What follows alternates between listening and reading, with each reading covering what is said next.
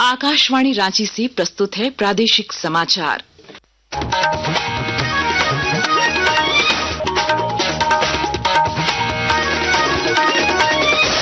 नमस्कार, प्रादेशिक समाचारों के साथ मैं प्रियंका। पहले मुख्य समाचार। लोकसभा से पारित होने के बाद आज राज्यसभा में पेश हुआ वक्फ संशोधन विधेयक 2025।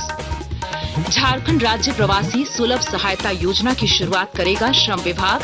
नए प्रवासी नियंत्रण केंद्र, प्रवासी कोषांग और 5 राज्यों में प्रवासी केंद्र खोले जाएंगे। झारखंड हाईकोर्ट में रांची की सड़कों को दुरुस्त करने की मांग को लेकर दायर जनहित याचिका पर हुई सुनवाई। राज्य सरकार को 1 सप्ताह में जवाब दाखिल करने का निर्देश। लोक आस्था और उपासना के महापर्व चैती छठ का आज तीसरा दिन। अस्ताचलगामी सूर्य को अर्घ्य अर्पित करेंगे व्रती।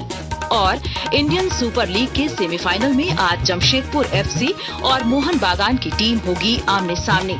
जमशेदपुर के जेआरडी टाटा कॉम्प्लेक्स में खेला जाएगा यह मैच। और अब समाचार विस्तार से। राज्यसभा में आज वक्फ संशोधन विधेयक 2025 दोपहर 1 बजे पेश हुआ। इससे पहले लोकसभा ने कल देर रात विपक्ष के संशोधनों को खारिज करते हुए वक्फ संशोधन विधेयक 2025 पारित कर दिया है। लोकसभा में विधेयक के पक्ष में 288 सदस्यों ने मतदान किया, जबकि 232 सदस्यों ने विधेयक के विरोध में मत डाले थे।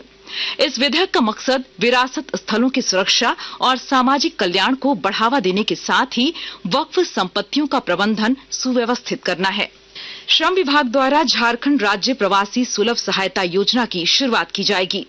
इस योजना के तहत नए प्रवासी नियंत्रण केंद्र, प्रवासी नियंत्रण कक्ष और प्रवासी कोषांग खोला जाएगा। इसके अलावा 5 राज्यों में भी प्रवासी केंद्र खोलने का प्रस्ताव है। वहीं झारखंड मुख्यमंत्री अंतर्राष्ट्रीय प्रवासी श्रमिक अनुदान योजना के तहत विदेशों से मुक्त कराए गए श्रमिकों के लाने तथा विदेशों में मृत श्रमिकों को उनके घर तक लाने की व्यवस्था की जाएगी। कोल इंडिया द्वारा राज्य का सबसे बड़ा सोलर प्लांट गिरिडीह जिला में स्थापित किया जाएगा। इस सोलर प्लांट की क्षमता 170 मेगावाट सौर ऊर्जा होगी। सीसीएल गिरिडीह कोलियरी के परियोजना पदाधिकारी जीएस मीणा ने बताया कि राज्य के सबसे बड़े सोलर हब के लिए जमीन चिन्हित कर ली गई है। पावर सोलर एनर्जी मिलेगा, उससे जो है नियर बाई जो ग्रिड है, चाहे वो स्टेट गवर्नमेंट का है या डीवीसी का है, जिससे भी वार्तालाप करके और उसमें फीड किया जाएगा। उसके थ्रू जो है गिरिडीह वासियों को मिलेगा पावर उससे। तो अभी तो इसका ड्रोन सर्वे करके गया है सीएमपीडीआई, इसके बाद डीपीआर बनाएगा, उसके बाद में ये काम जो है चालू होगा। राज्य भर में रामनवमी के दौरान शांति और विधि व्यवस्था बनाए रखने के लिए सुरक्षा के पुख्ता इंतजाम किए जा रहे हैं।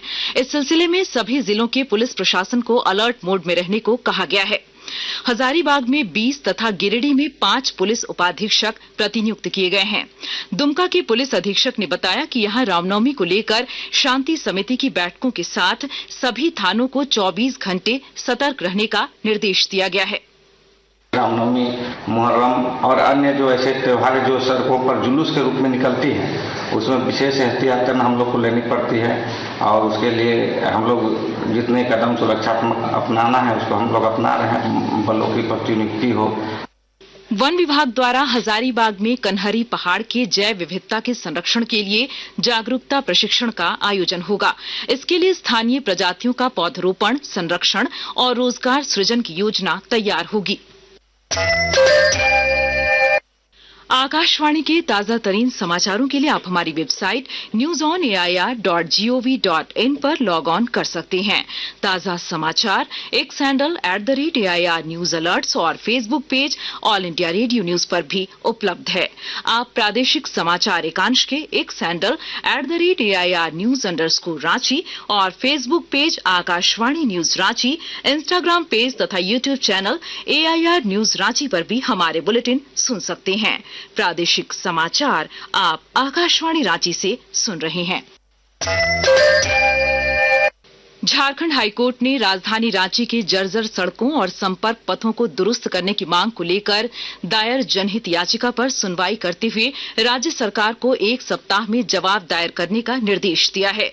मुख्य न्यायाधीश MS रामचंद्र राव और न्यायाधीश दीपक रोशन की खंडपीठ ने इस मामले की सुनवाई करते हुए राज्य सरकार को जवाब दाखिल करने का अंतिम अवसर दिया।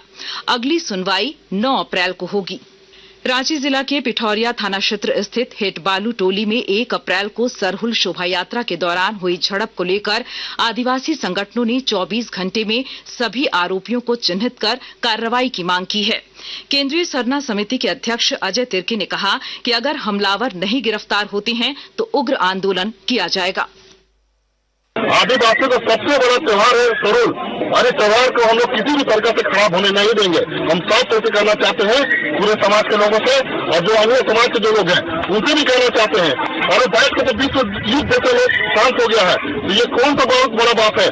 अरे आपस में बैठते बात करते।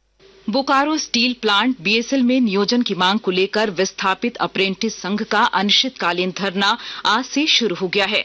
इस दौरान उन्होंने प्लांट के मुख्य प्रशासनिक भवन के सामने हंगामा किया। विस्थापितों ने कहा कि बीएसएल द्वारा प्रशिक्षण देने के 10 वर्ष बाद भी अब तक नियोजित नहीं किया गया है। बीएसएल हम लोग को 2 बार एग्जाम लिया, नौकरी करने के नाम पर ठगने का काम किया है। हम लोग को बार बार वार्ता में बुलाता है और उल्टा पुल्टा बुझा करके समझाने का काम करता है।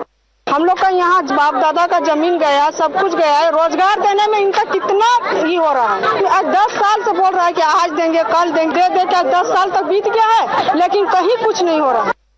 पलामू के शहर थाना क्षेत्र में विक्षिप्त नाबालिग के दुष्कर्म के बाद हत्या किए जाने के मामले में आक्रोशित लोगों ने हंगामा शुरू कर दिया। इस दौरान उन्होंने आरोपी की जमकर पिटाई की, जिसके बाद पुलिस कस्टडी में उसका अस्पताल में इलाज चल रहा है। लोक आस्था और उपासना का महापर्व चैती छठ के आज तीसरे दिन व्रतधारी अस्ताचलगामी सूर्य को अर्घ्य अर्पित करेंगे। इसे लेकर राजधानी रांची समेत राज्य के महत्वपूर्ण छठ घाटों पर साफ सफाई के साथ अन्य जरूरी व्यवस्थाएं पूरी कर ली गई हैं। वहीं कल सवेरे उदयाचल सूर्य को अर्घ्य देने के साथ इस महापर्व का समापन होगा। जमशेदपुर के जेआरडी टाटा कॉम्प्लेक्स में इंडियन सुपर लीग आईएसएल का सेमीफाइनल मैच आज खेला जाएगा। इस मुकाबले में जमशेदपुर एफसी और मोहन बागान की टीम आमने सामने होगी। इधर जमशेदपुर एफसी के पहली बार सेमीफाइनल में प्रवेश करने से स्थानीय दर्शकों में खासा उत्साह है। इस मैच को देखने के लिए अब तक 17,000 से ज्यादा टिकटों की बिक्री हो चुकी है। बोकारो जिला चंदन क्यारे स्थित आवासीय तीरंदाजी प्रशिक्षण केंद्र के लिए खिलाड़ियों का ट्रायल हो रहा है और ब्यौरा दे रहे हैं हमारे संवाददाता। खेल और खिलाड़ियों को बढ़ावा देने के लिए बोकारो में इन दिनों चयन ट्रायल चल रहा है। झारखंड सरकार द्वारा संचालित चंदन कियारी स्थित आवासीय तीरंदाजी बालक बालिका प्रशिक्षण केंद्र में नए प्रशिक्षुओं का चयन ट्रायल चल रहा है। अभी तक 10 वर्ष से लेकर 14 आयु वर्ष के कुल 56 खिलाड़ियों का चयन ट्रायल हुआ है। सभी खिलाड़ियों का चयन के लिए बैटरी टेस्ट किया गया, जिसमें 800 मीटर दौड़, 30 मीटर फ्लाइंग रेस सहित शटल रन व बॉल थ्रो शामिल हैं। आगामी 10 अप्रैल तक चयन ट्रायल का परिणाम जारी किया जाएगा। मनोज कुमार, आकाशवाणी समाचार, बोकारो। धनबाद ने जेसीए अंतर जिला अंडर 19 महिला क्रिकेट प्रतियोगिता का खिताब जीत लिया है। जमशेदपुर में आयोजित इस प्रतियोगिता के फाइनल में धनबाद ने सिमडेगा पर 66 रन से शानदार जीत दर्ज की। वहीं धनबाद लौटने पर खिलाड़ियों को जिला क्रिकेट संघ की ओर से सम्मानित किया गया। टीम की कप्तान आयशा ने कहा कि सभी खिलाड़ियों ने शानदार खेल दिखाया। ये धनबाद टीम था, ये टीम वर्क था। एज अ क्रिकेटर, क्रिकेट एक टीम गेम ही है, तो सबका अच्छा परफॉर्मेंस था, जिसमें से वृष्टि और नेहा ने बहुत अच्छा परफॉर्मेंस दिया। एज अ कैप्टन उसने काफी अच्छा सपोर्ट किया, तो बहुत अच्छा लग रहा है जीत के। रांची जिला के रातू थाना क्षेत्र में मेरियाटांड़ में 2 जंगली हाथियों के प्रवेश से लोगों में दहशत है। इस सिलसिले में रातू पुलिस ने वन विभाग को जानकारी दे दी है। और अब अंत में मुख्य समाचार एक बार फिर। लोकसभा से पारित होने के बाद आज राज्यसभा में पेश हुआ वक्फ संशोधन विधेयक 2025। झारखंड राज्य प्रवासी सुलभ सहायता योजना की शुरुआत करेगा श्रम विभाग। नए प्रवासी नियंत्रण केंद्र, प्रवासी कोषांग और 5 राज्यों में प्रवासी केंद्र खोले जाएंगे। झारखंड हाईकोर्ट में रांची की सड़कों को दुरुस्त करने की मांग को लेकर दायर जनहित याचिका पर हुई सुनवाई। राज्य सरकार को 1 सप्ताह में जवाब दाखिल करने का निर्देश। लोक आस्था और उपासना के महापर्व चैती छठ का आज तीसरा दिन, अस्ताचलगामी सूर्य को अर्घ्य अर्पित करेंगे व्रती। और इंडियन सुपर लीग के सेमीफाइनल में आज जमशेदपुर एफसी और मोहन बागान की टीम होगी आमने सामने। जमशेदपुर के जेआरडी टाटा कॉम्प्लेक्स में खेला जाएगा यह मैच। इसके साथ ही आकाशवाणी रांची से प्रादेशिक समाचार का ये बुलेटिन समाप्त हुआ। अगला प्रादेशिक समाचार बुलेटिन दोपहर 2:55 पर प्रसारित किया जाएगा। नमस्कार।